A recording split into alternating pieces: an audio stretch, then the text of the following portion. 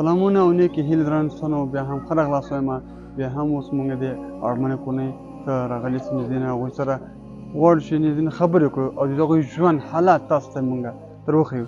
اوس غواړو دروازه ته ټک ټک کړو.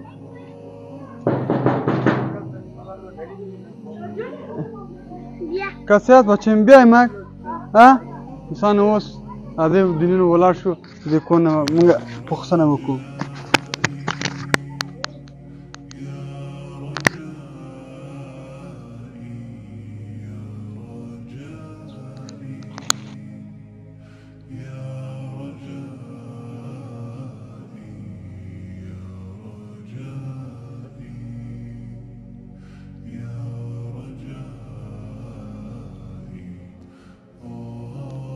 ها دوستانو اوس دغه اړمنو کورنۍ ته راغلی سو نږدې نه اوس د ژوند حالت تاسو ته په خپل سترګې تاسو وګورئ چې په کوم حالت کې ژوند کوي. سلام علیکم مادر جان، شما خوب هستین؟ بخیر هستین؟ سلام علیکم، خودت خوب هستی؟ سلامت باشین. مادر جان خان ما آمدیم نزدیک که شما گپ بزنیم. مادر جان خان بگین شما در این خانواده چند نفر زندگی میکنین؟ 7 نفر. 7 نفر زندگی میکنین. شوهرتون چی کار میکنه؟ مزدور کار است که دوستبندی و چیزا میکنه، کار از دستش نمیشاله، دکس کمر است، مریض است. این خانه از خودتون است؟ نه از خود ما نیست، کرایه 6 مادر جان این کرایه ازش چند شما میدین؟ 3000. شما مادر جان شوهرتون هم تکلیف داره و مشکل هم داره و چطور خانه از این کرایه رو پوره کرده میتونین؟ نمیشه، هیچ که مردک باز خوب است اونها چی میکنه، مراحت میکنه، میگه هر وقت پیسه را دادی در دستت شد بگیر. خرچ خانه از شما از کجا میکنین مادر جان؟ خرچ خانه دیگه نمیشه دیگه، کم تو میسی سود میکنه، خداوند میچلانه. این زمستان چطور بود مادر جان خان؟ زمستان یک بشکه سرخ میکن زیر پای اشتکا میماندم. بچه‌ت مادر جان اینجا که من میبینم یا مکتب میخوانه؟ تا که مکتب دولتی بود میخواند، نه مکتب است نه کورس است، سه چیزا بود. چرا مادر جان که مکتب نمیره، مکتب نمیخوانه، درس نمیخوانه؟ حالا خب پیسهش باشه که بره بخونه. خوش آدمیه که اولاد آدم درس بخونه، تحصیل کنه، نه تو پیشرفت کنه. وقتی که نباشه از کجا روزیش نیست که بخوره، نه پیسه از کجا کنه. من کورسی بودم. مادر جان خان شما از برادرای ما که و بهر افغانستان و مسافر هستن، شما از چی تقاضا دارین؟ چی میخواین از او؟ تقاضا میدارم که کمک کنه و مردم خوار غریب دستش بگیرد و کمک کنه برشان روزی و چیزایشان، اینا کالا و چیزا برمیش تو کاش و تکرمش ندارن، هیچ چیز ندارن. تا بالا کسی در ماه مبارک رمضان کمک کردن که شما؟ نه خیر. همسایگایتان خیشایتان کمک میکنن که شما؟ نه هیچ کس هم کمک نکرده.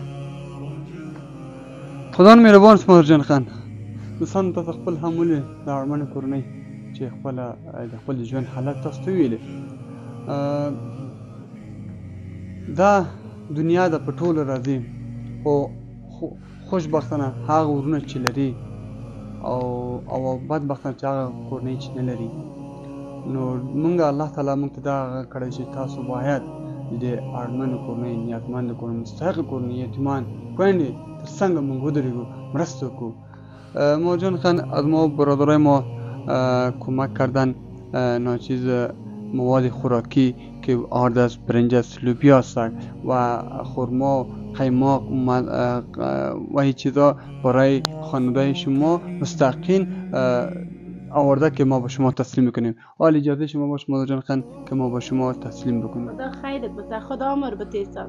هر جای که هستن زنده و سربلند سر چی باشن، خداوند کامیاب سربلند داشته باشیشان. خدا خیرتان بده. شما کدما کمک میکنی، خداوند کد شما کمک کنه. تشکر میکنم مادر جان، خدا شما خیر بده. حال با اجازه شما که مواد با شما تسلیم بکنیم. زنده باشی، خیر.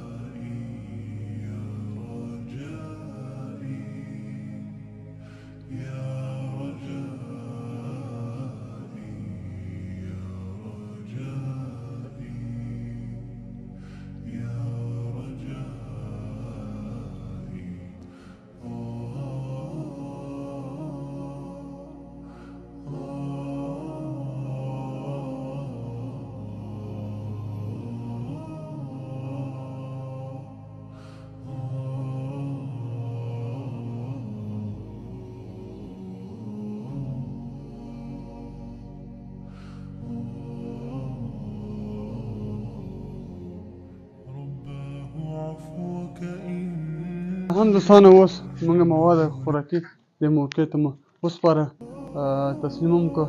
نو دوستانو هم تاسو خپل ولیده چې وړه وړي او بوره لوبیا وریژې او خرما چای تاسو په خپل په سترګو لیدای شئ. نو الله تاسو ته خیر درکړي چې تاسو نیازمند کنید سره مرسته وکړه.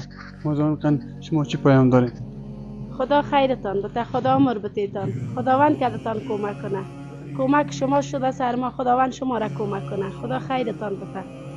تشکر میکنم مادر جان. شما رو به الله متعال سپارم.